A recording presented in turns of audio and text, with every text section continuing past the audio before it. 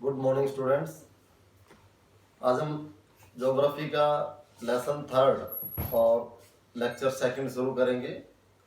पिछले लेक्चर में हमने जल संसाधन के बारे में आपको बताया कि जल संसाधन क्या है। जल संसाधन के बारे में पृथ्वी पर कितना जल है, कितना पीने लायक है, कितना पीने लायक नहीं है, उन सब के बारे में बताया गया आपको।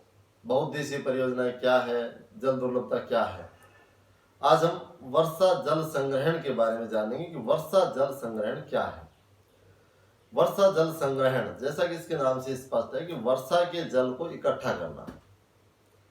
ऐसे क्षेत्रों में जहाँ जल की नितांत कमी है, जल दुर्लभता है, उन क्षेत्रों में ऐसी विधियां अपनाई जाए जिससे कि हम वर्षा के जल को इकट्ठा कर सकें और गर्मी के मौसम में जब जल की कमी होती है तो हम उस जल का प्रयोग कर सकें।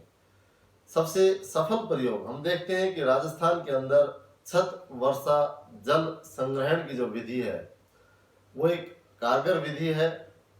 राजस्थान के लोग छत वर्षा जल संग्रहण का प्रयोग करते हैं। हर घर में इस तरह जल का संग्रहण किया जाता है। कैसे करते हैं, क्या है वर्षा जल छत वर्षा जल संग्रहण? छत वर्षा जल संग्रहण अर्थात पूरी छत का जो पानी है वो पाइप के द्वारा टैंक में लाया जाता है। जैसे पहली बारिश होती है वे लोग छतों की सफाई करते हैं और उसके बाद आगे बरसात के मौसम में जितनी वर्षा होती है उस वर्षा का जल उस पानी के टैंक में जमा हो जाता है। और इस प्रकार राजस्थान में वर्षा जल का संग्रहण किया जाता है जिसे हम छत वर्षा जल संग्रहण विधि के नाम से जानते हैं। इस प्रकार जहां जल की कमी है वहां पर हम वर्षा के जल का संग्रहण करते हैं और इस तरह उन क्षेत्रों में सूखे से बचा जा सकता है और जल की पूर्ति की जा सकती है। यहाँ पर राजस्थान के अर्ध शुष्क और शुष्क क्षेत्रों में विशेषकर बीकानेर, फलौदी, बाड़मेर में लगभग हर घर में पीने का पानी संग्रहित किया जाता है। जैसा कि हमने बताया कि क्या है छत वर्षा जल संग्रहण। इसमें एक घर में 6.1 मीटर गहरा, 4.27 मीटर लंबा और 2.44 मीटर चौड़ा टाका बनाया जाता है और फिर उस टाके में जो जल आता है वर्षा ऋतु के अंदर उसमें पाइप द्वारा वो जल संग्रहित कर लिया जाता है। तो इस तरह से देखिए एक रोचक तथ्य सामने आता है कि मेघालय की राजधानी शिलोंग में छत वर्षा जल संग्रहण प्रचलित है। ये रोचक इसलिए है क्योंकि चेरापूंजी और मौसिनराम जहाँ विश्व की सर्वाधिक वर्षा होती है ऐसे क्षेत्र में भी हमें जल की कमी महसूस होती है और वहां पर छत वर्षा जल संग्रहण किया जाता है। तो इस प्रकार हमें वर्षा के जल का संग्रहण करना चाहिए।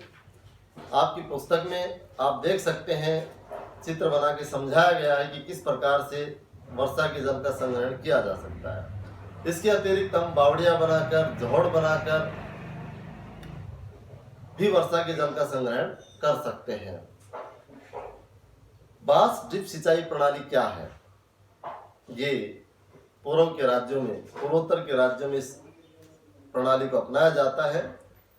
मेघालय में नदियों व झरनों के जल को बांस द्वारा बने पाइप द्वारा एकत्रित करके 200 वर्ष पुरानी विधि प्रचलित है। लगभग 18 से 20 लीटर सिंचाई पानी बांस पाइप में आ जाता है तथा उसे सैकड़ों मीटर की दूरी से तक ले जाया जाता है। अंत में पानी का बहाव 20 से 80 बूंद प्रति मिनट तक घटकर पौधे पर छोड़ दिया जाता है। तो इस तरह से ये बांस ड्रिप सिंचाई प्रणाली पूर्वोत्तर के राज्यों में अपनाई जाती है और इस प्रकार वहां पर पानी का उचित प्रयोग किया जाता है और छोटे छोटे खेतों में अपने वो लोग सिंचाई करते हैं।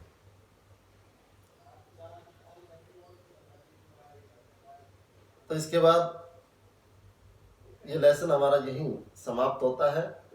यहाँ पर जो क्वेश्चन है कि जल जो है किस प्रकार एक नवीकरणीय संसाधन है। नवीकरणीय अर्थात दोबारा से जल पुनर्भरण किया जा सकता है जल का तो नवीकरणीय संसाधन कैसे है? क्योंकि जो हम जल का प्रयोग कर रहे हैं नदियों में, झीलों में, या भौम जल का हम प्रयोग कर रहे हैं, ये सब रिचार्जेबल है। जैसे ही ग्रीष्म ऋतु में वर्षा होती है, वर्षा ऋतु में ये सारे तालाब, पोखर, नदियां, झीलें और भूमिगत जल भी रिचार्ज होता है। इस प्रकार हम कह सकते हैं कि जल एक नवीकरणीय संसाधन है। जल दुर्लभता क्या है वो हमने कल बता दिया था आपको। इसके साथ ही राजस्थान के अर्ध शुष्क क्षेत्रों में वर्षा जल संग्रहण किस प्रकार किया जाता है, ये क्वेश्चन आपने लिखना है। परंपरागत वर्षा जल संग्रहण की पद्धतियों को आधुनिक काल में अपनाकर जल संरक्षण एवं भंडारण किस प्रकार किया जा सकता है, ये क्वेश्चन भी आपने लिखना है। इसके साथ साथ इसमें जो वस्तुनिष्ठ क्वेश्चन बनते हैं वो आपने अपनी नोटबुक में, अपनी टेक्स्ट बुक में से नोट करना है।